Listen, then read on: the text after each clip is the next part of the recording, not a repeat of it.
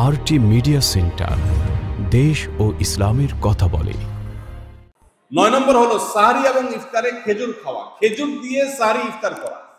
ইফতারে আপনি অন্য যা খান না খান, খেজুর দিয়ে খাবেন। নবী সাল্লাল্লাহু আলাইহি সাল্লাম আধা পাকা আধা কেজি খেজুর দিয়ে ইফতার করতেন, যেটাকে রোতাব বলা হয়।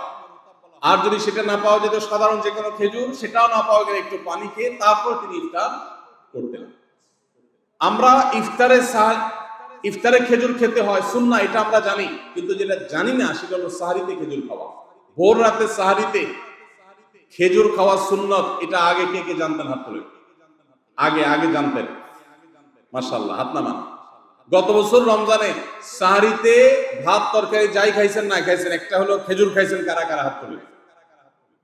মাশাআল্লাহ, এদিকে সব আমল করা মানুষ, মাশাআল্লাহ।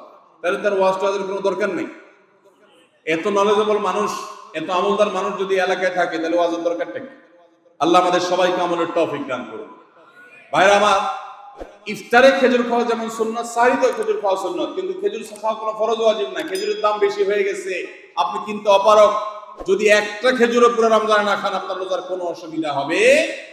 তবে নবী সাল্লাল্লাহু আলাইহি সাল্লাম যেহেতু ইফতার এবং সাহরিতে খেজুর খেতেন, আর খেজুরে প্রচুর পরিমাণ সুগার আছে, উপকারী, যেটা মানুষের স্বাস্থ্যের জন্য উপকারী, প্রচুর পরিমাণ এনার্জি আছে, খাদ্য শক্তি আছে, সারাদিন রোজা রেখে আমাদের যে সুগারের ঘাটতি হয় সেটা পূরণ করার জন্য সহায়ক হয়।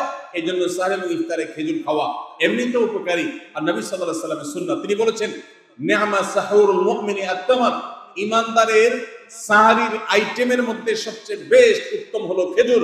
এই জন্য অন্য যাই খান না খান, একটু হলো, এক পিস হলো খেজুর খাবেন। ইনশাআল্লাহ সুন্নাত আদায় করার নিয়তে খেলে এই সুন্নাতটা আদায় হয়ে যাবে, আল্লাহ তাআলা চাহেন।